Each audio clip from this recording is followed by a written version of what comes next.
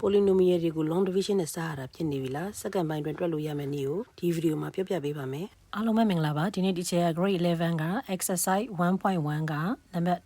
1လေးကိုတွက်ပြချင်ပါတယ်အဲ့တော့ teacher တို့ဖတ်ကြည့်အောင် Or using synthetic division find the remainder and quotient 1 3s squared minus 2s plus 1 is divided by s minus 1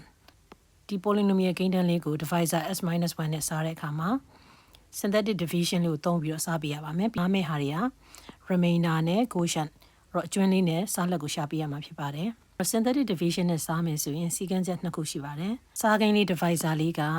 linear divisor ဖြစ်ရပါမယ်။ degree 1ရှိတဲ့ divisor ဖြစ်ရပါမယ်။ polynomial ကိန်းတန်းရဲ့ degree တွေကိုကြီးစင်ငယ်လိုက်စီပေးရပါမယ်။မပါတဲ့ degree နေရာမှာ coefficient တွေကို0နဲ့အစားထိုးပြီးရေးပါမယ်။အဲ့တော့ teacher တို့တွက်ကြည့်အောင်။အဲ့တော့ teacher တို့ကမြတ်ဖော်ကိန်းတွေကိုခြာရေးပါမယ်။degree ကဒီမှာစစ်ကြည့်လိုက်တော့ကြီးစံငယ်လိုက်ရှိနေတာဖြစ်တဲ့အတွက်ကြောင့်မို့လို့အစားထိုးစရာမပါပါဘူး coefficient တွေကိုခြာရေးပါမယ်3 -2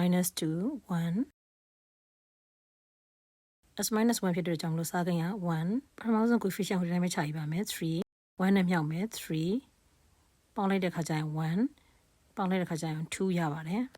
အဲ့တော့နောက်ဆုံးမှရလာတာလေးက remainder ဖြစ်ပါတယ်ဒီအရှိမရလာတာတွေကတော့ coefficients of quotients တွေဖြစ်ပါတယ်စားလက်ရဲ့မြောက်ဖော်ကိန်းတွေဖြစ်ပါတယ်